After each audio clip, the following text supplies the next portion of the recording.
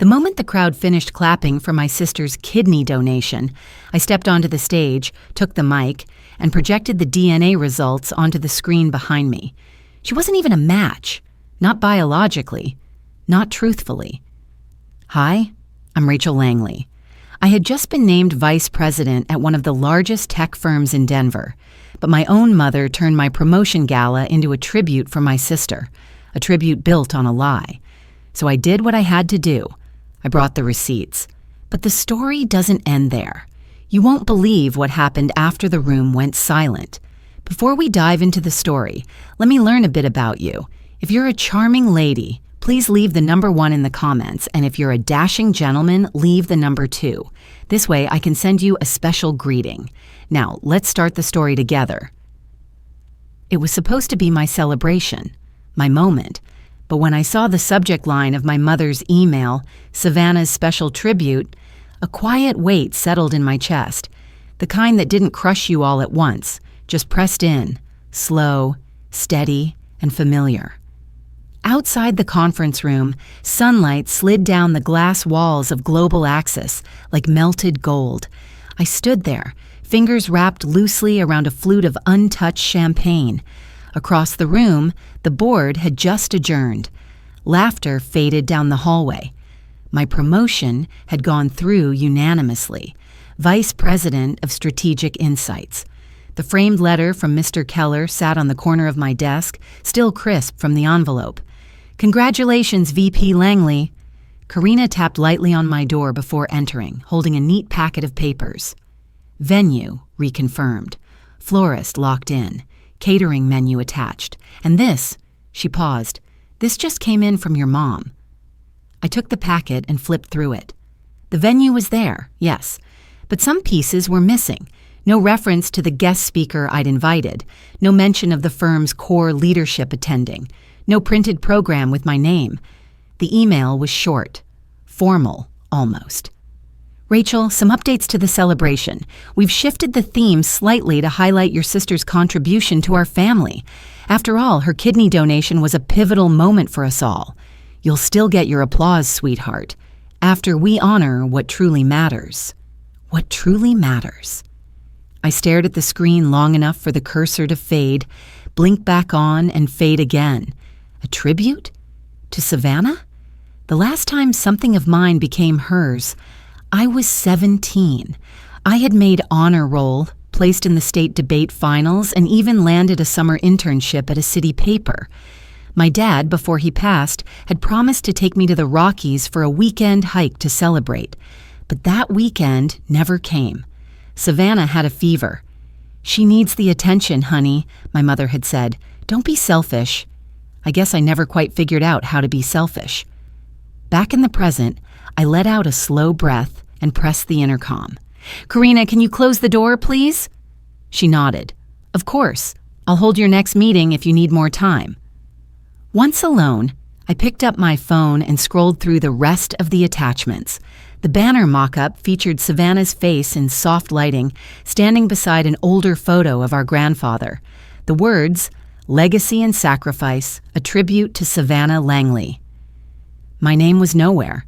Not on the agenda, not in the media pitch, not in the corner. I called my mother. Rachel! Her voice was bright, performative. Did you see the materials? Aren't they lovely? Why is Savannah the focus of the party? I asked, my voice flat. This was supposed to be my promotion celebration. There was a pause, and then that tone, the one I knew too well. Not anger, not remorse. Just that tired sigh mothers use when they believe they're dealing with an overreacting child. Honey, you're the vice president now. You're already the success story. Savannah's story. Well, it's inspirational. She gave a kidney, for heaven's sake. People relate to that. She didn't give it to me, I said. She gave it to your grandfather, our patriarch, she corrected. I could picture her hand on her chest, saying those exact words to some planner. She probably had a catered tasting while she said it. I didn't respond right away, just stared out the window as traffic began to thicken below. Besides, she added, you'll still be acknowledged. You always are. Always acknowledged. That's what it had come to. A quiet nod at the edge of the spotlight, and to think I had wired $4,000 to her account just 2 weeks ago to let her handle the planning because I was too swamped launching our Southeast Asia initiative. Too trusting. Again. "You already have everything, Rachel," she said, softening her voice. "The job, the condo, the city view. Can't you let Savannah have this one thing?" I didn't say yes. I didn't say no. I just ended the call and sat for a long while, watching the screensaver dance across my monitor like waves that never reached the shore. That evening, as I poured myself a cup of tea and curled into the leather armchair by the window, I opened the press kit again. Savannah's face smiled back at me. Hero, healer, family legacy. I was the one who worked late nights while Savannah borrowed from my closet.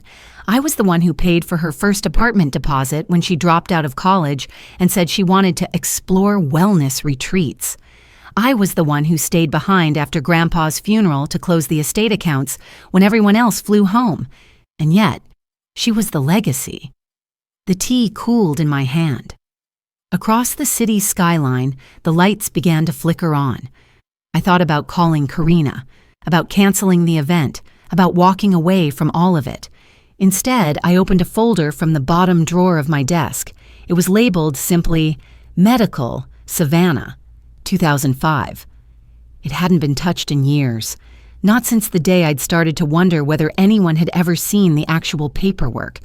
It was a quiet feeling, not anger, not even grief. Just a pull in my chest that whispered, check again.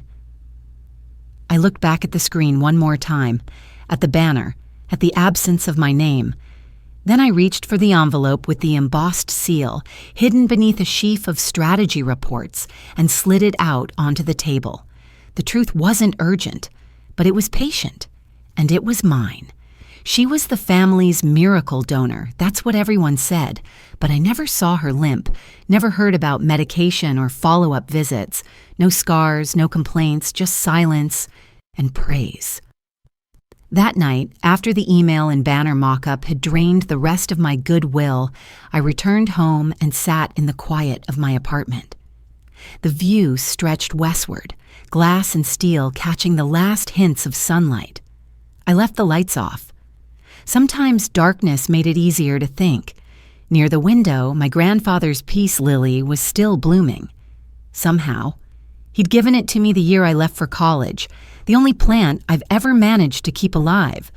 I like to believe it was him, holding on through roots and habit.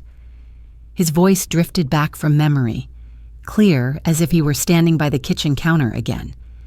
Legacy is built on truth, not storytelling.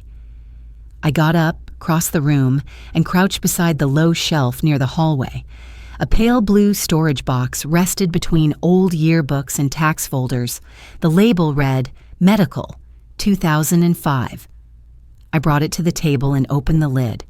Inside were school forms, immunization slips, hospital brochures from when my grandfather first got sick, Savannah's school report card from that fall, a prescription for antibiotics, nothing urgent, nothing like organ surgery. I thumbed through more papers until I found the calendar printout Mom used to stick to the fridge. April 2005. The date of the supposed transplant was marked with a little heart and the word hope. Below it, I saw something else, a hotel reservation in Aspen. I tilted my head. Savannah's surgery week was the same as our family's mountain vacation. I dug deeper and found a photo envelope. 5 smiling faces at a cabin porch, my mother holding mugs of cocoa, Savannah in a bright red ski jacket, no 4 marks, no signs of recovery, just snow, laughter, and sweaters. I pulled out my phone and called Karina. She picked up on the second ring. Still awake? I need your help. Something odd came up. She leaned in toward her camera. Work odd or family odd? Both. I explained what I'd found, skipping the emotion, sticking to the facts. Calendar mismatch, vacation photos, the absence of anything medical. And now, I said, they've turned my promotion party into a tribute to her kidney donation. Karina raised her eyebrows but didn't interrupt. I want to compare blood types, Savannah's, Grandpa's. If they weren't even compatible, this whole story falls apart. I know someone at Denver Memorial, she said. He handles digital archives. I'll reach out tomorrow, quietly. I nodded. Thanks. We hung up and I returned to the files. I pulled up Savannah's public profile. Scrolling back to the spring of 2005, I found a post, back when people still used MySpace. Snow angels and hot cocoa, Yinar's best family trip ever. Her cheeks were pink, her smile wide. I opened Grandpa's hospital chart, type AB+. Savannah, according to her high school biology form, was O negative. I wasn't a doctor, but I remembered enough from college health seminars to know those weren't compatible for direct donation, not without a miracle. And Savannah never had one of those, just the story. I leaned back, staring at the ceiling. No scars, no post-op restrictions, no truth. Back in the box, I found a physical form for school athletics dated 2 weeks after the supposed surgery. The box marked medical conditions or restrictions had a single word, none. I placed it gently on the table. My phone buzzed, a message from Karina. I can get us access to the sealed donor files. Just say when. I stared at the text. She wasn't being paranoid. She wasn't being dramatic. She was following the trail, and now, so was I. If I was going to be erased, I'd do it on a well-lit stage, with receipts. 24 hours before the event, I stood in the center of the Marlowe Hotel's grand ballroom. The chandeliers overhead glowed with the kind of soft white light that made everything seem cleaner than it really was. Along the back wall, floral arches framed the stage like wedding columns.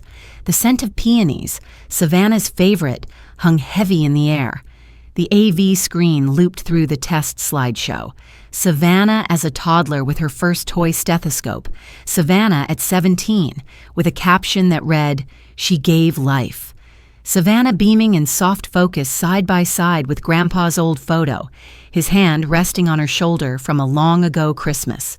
Not one frame of me, not even a mention. I walked slowly along the edge of the room, making notes in my head. Lighting, cool but flattering. Sound, too crisp. Savannah would shine under these settings. That was the plan after all, a family tribute. Except only one person in this family seemed worthy of that word. Behind me, someone cleared their throat. I turned. It was Mark. "Hey," he said, holding a coffee in one hand, his other tucked into his jacket pocket. "Didn't expect to see you here early." "Didn't expect you'd be up this early," I said with a tired smile. He laughed. "Savannah's been stressing about tomorrow, wanted me to double-check the seating charts. You know how she gets." "Meticulous," I offered. "Yeah," he nodded, then paused. "You know, it's weird. I've never actually seen the records." I blinked. "Records?" "From the donation," he said casually. "She always got really quiet whenever I asked, said it was too emotional to talk about." I tilted my head. "You've been together 4 years." "Yeah." He looked down at his coffee. "I figured I should trust her." "Maybe you should," I said gently. "Or maybe you should know what you're raising a glass to." He frowned, but before he could reply, I turned away and headed toward the tech booth. A young man in a headset greeted me. "Ms. Langley." "Hi, I'd like to request a small addition to the presentation. Just one slide right before the closing remarks."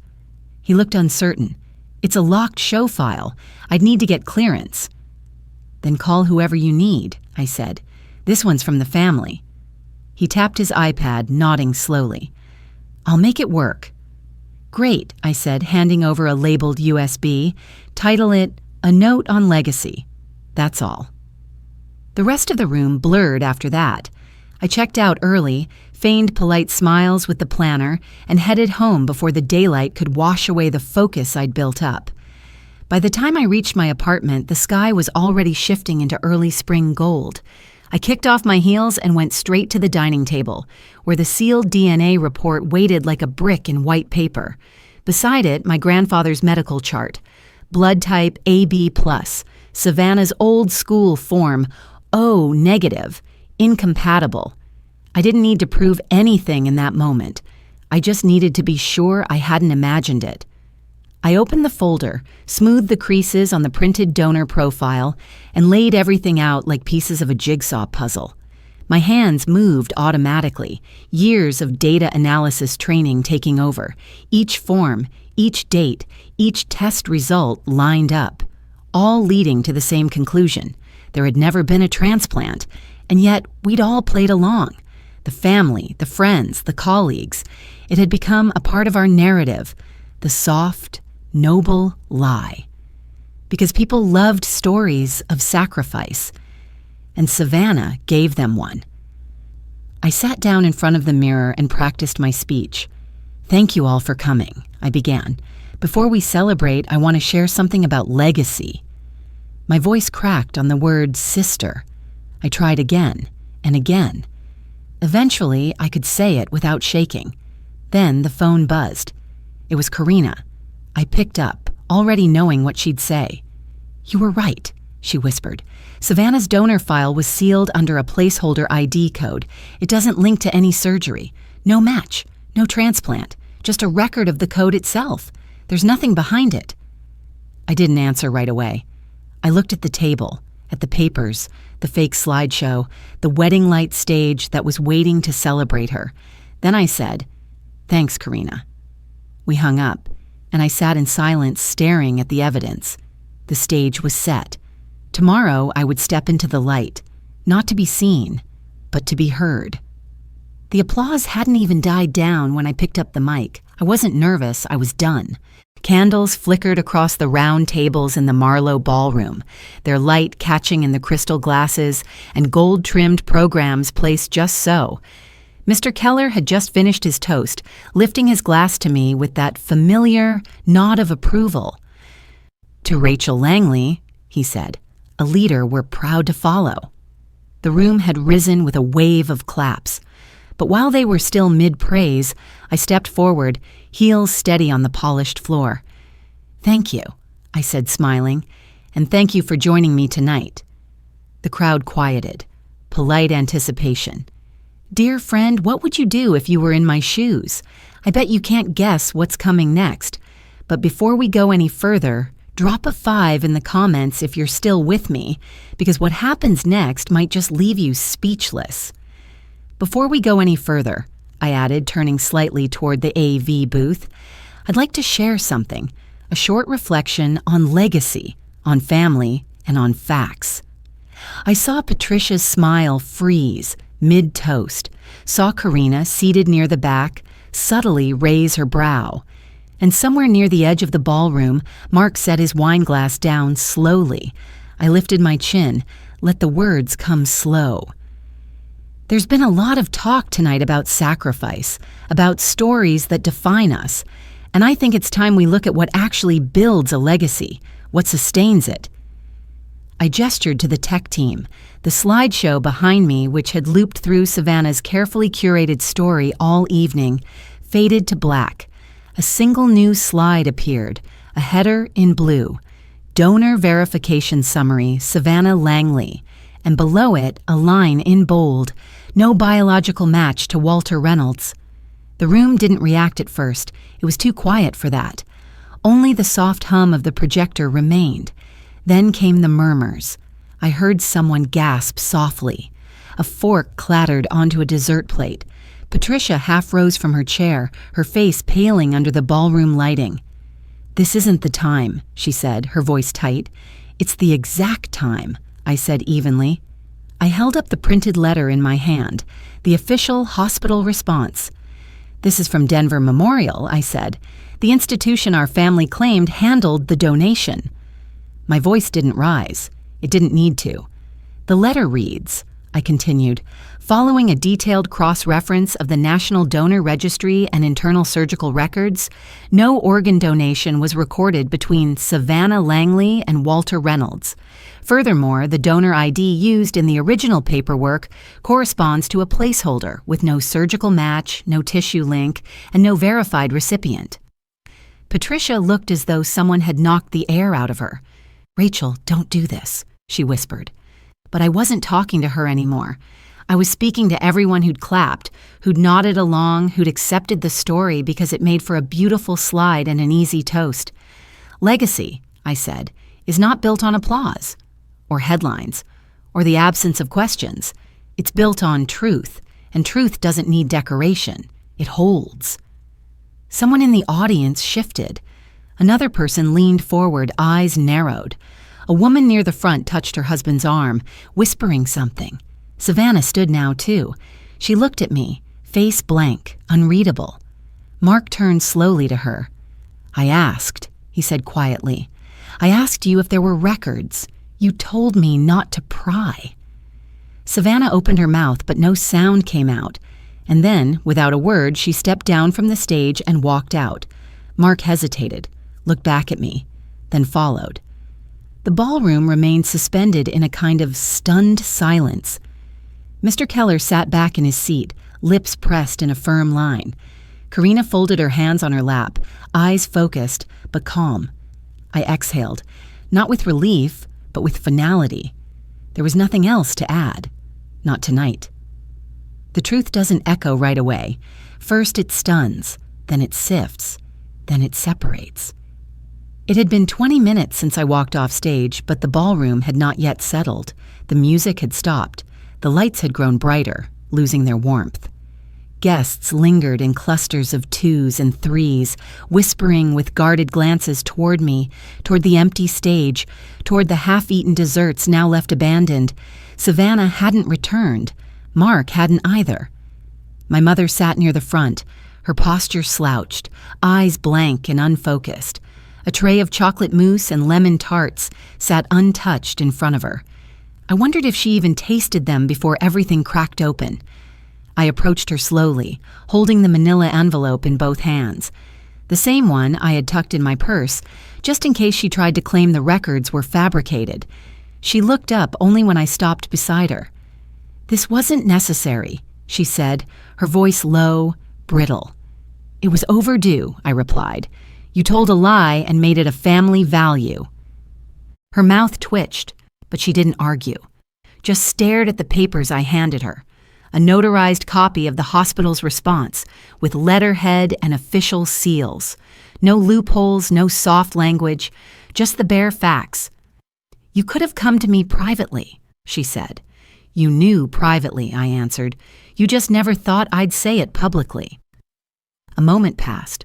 Her fingers curled tightly around the envelope, knuckles paling.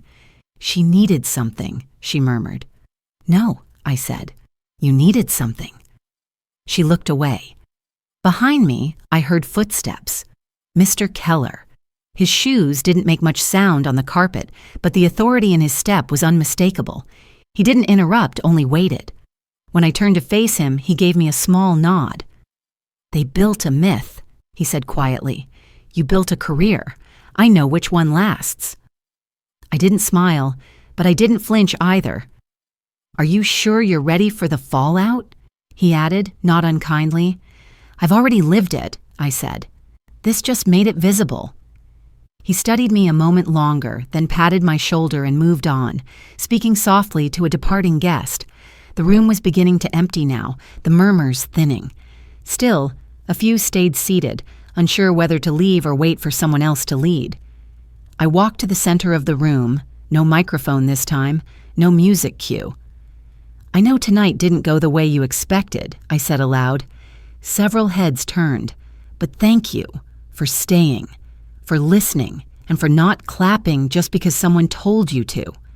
There were no cheers, just a respectful quiet. It was more than I'd hoped for. Then I heard the footsteps again. Mark. He walked in alone, hands in his pockets. His tie was gone, jacket slung over one shoulder. His expression was unreadable, but he came straight toward me. "She lied to me," he said simply. I met his gaze. "Yes." He nodded once. No drama, no scene, just the truth hanging between us like a worn coat on a shared hook. "I thought I knew her," he said. "So did I replied. He lingered a moment longer, then turned and left without another word. I stood there, looking around the space that had once been meant for my celebration. The flowers were still perfect, the place card still scripted in gold, but everything had shifted. That's the thing about truth. It doesn't always burn. Sometimes it clears. My mother rose finally, envelope in hand. "You humiliated your sister," she said flatly. I met her eyes. "Number, I just stopped lying for you." Her mouth opened, then closed. She walked away without responding. Across the room, Mr. Keller refilled his glass and stepped toward the few remaining guests. He raised it slowly with a quiet gravity. "To Rachel Langley," he said, letting the name carry, "our next CEO." There were no fireworks, no music, just a few slow nods, a few raised glasses, and a silence I hadn't known I needed. But in that silence, I felt something settle. Not victory, just alignment. Some family ties aren't made of blood. They're made of memory, of choice. A week had passed since the gala. The city outside my window was quiet that Sunday morning, still wrapped in the softness of early spring snow. I held my coffee with both hands, letting the warmth settle into my fingers. The light came in at a slant through the kitchen window, softening everything it touched. On the bookshelf near the dining table sat a new photo frame, one I had picked up on impulse 2 days earlier. Inside it, a picture from when I was 10. Grandpa and I sitting on the old porch swing, his arm around my shoulder, both of us squinting into the sun.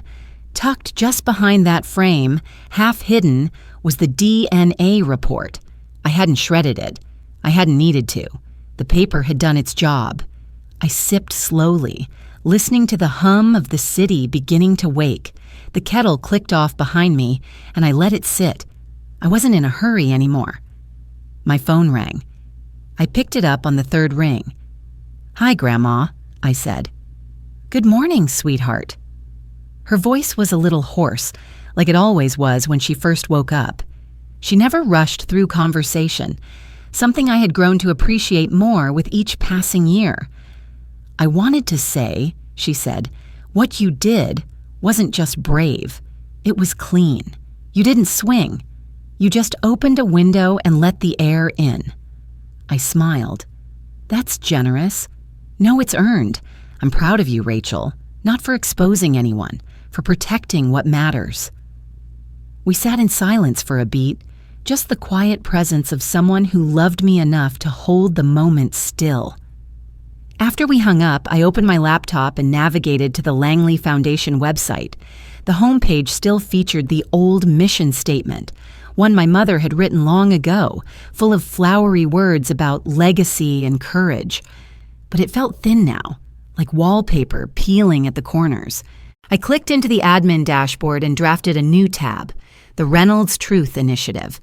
Below it, I wrote, "This fund supports students who come from fractured beginnings but believe in building something better through honesty, resilience, and hard-won clarity." There were already a dozen applicants flagged as promising from our last board review. One caught my eye, a 17-year-old girl from Colorado Springs, in the foster system since age 9, recently accepted into a data science summer program. I clicked approve. It wasn't a revolution, but it was a start. I scrolled to the bottom of the page and added one final quote, a line from a conversation I'd once had with Grandpa over hot tea and cold weather. "You don't have to be born into a legacy to create one." I leaned back and let the words settle there on the screen. An email pinged in from Mr. Keller's assistant. "Formal confirmation of CEO appointment, effective Monday." I didn't feel a rush of adrenaline, no spike in pride, just a quiet acknowledgement that the work would continue, and now it would be mine to guide. I closed the laptop. The tea was still warm in the mug. The window showed a soft curtain of snow beginning to fall again, slow, steady, quiet. I walked over to the armchair, curled into its worn cushion, and let the stillness hold me. No music, no audience, just the peace that comes when you finally stop performing, not a victory over anyone, just a return to yourself.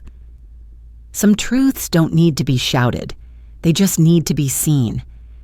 That morning, with snow brushing the window pane and a quiet cup of tea in hand, I finally understood what it meant to choose peace over performance. Sometimes, family isn't where you come from. It's who stands with you when the lights go out. And if no one names you heir, you still have the power to write your own legacy, with honesty, with clarity, and with care. If this story reminded you of something from your own life, I'd love to hear it. Feel free to share your thoughts, quietly, kindly, just as you are.